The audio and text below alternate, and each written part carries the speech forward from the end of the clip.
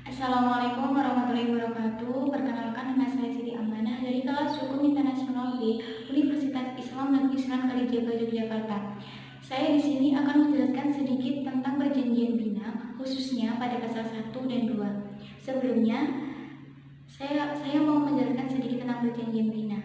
Perjanjian bina ini mengatur mengenai perjanjian internasional pihak antar internasional publik antar negara sebagai subjek hukum utama internasional.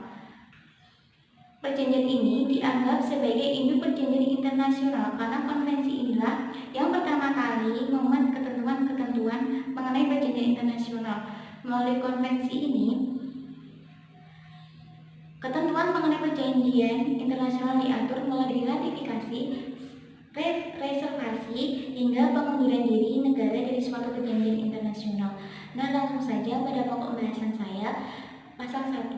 Pasal 1 ini membahas mengenai ruang lingkup yang berbunyi, konvensi ini berlaku untuk perjanjian antar negara. Maksudnya, ketetapan konvensi hanya dapat diterapkan bagi perjanjian yang pihak-pihaknya adalah antara satu atau lebih negara dengan perjanjian internasional, organisasi internasional, atau perjanjian antar organisasi-organisasi internasional.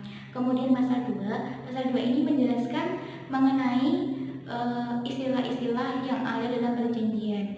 Langsung saja, pada ayat 1 poin A menjelaskan mengenai pengertian perjanjian, yaitu semua perjanjian yang dibuat oleh negara sebagai salah satu subjek hukum internasional yang diatur oleh hukum internasional dan berisi ikatan-ikatan yang mempunyai akibat-akibat hukum. Pada poin B dijelaskan mengenai pengertian ratifikasi, penerimaan, persetujuan, dan aksesi. Artinya, ratifikasi ini persetujuan atau kesediaan negara untuk tunduk dan diikat oleh suatu perjanjian. Pada poin C dijelaskan mengenai kekuatan penuh atau surat kuasa penuh, yaitu dokumen yang dikeluarkan oleh otoritas yang berwenang dari suatu negara yang menunjuk satu atau beberapa orang untuk mewakili negaranya tersebut dalam bernegosiasi, mengadopsi, atau mengotentikasi teks perjanjian untuk menyatakan persetujuan negara untuk diikat oleh perjanjian.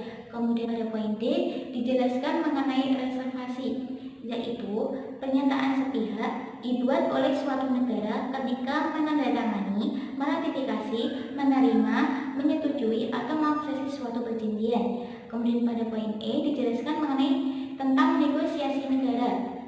Berarti suatu negara yang mengambil bagian dalam penyusunan dan adopsi teks perjanjian. Pada poin F dijelaskan mengenai negara pihak yang berkontrak. Berarti suatu negara yang telah menyetujui untuk terikat oleh suatu perjanjian internasional terlepas dari apakah perjanjian tersebut berlaku maupun tidak. Pada poin G pengertian dari pihak, yaitu suatu negara yang telah menyetujui untuk terikat oleh perjanjian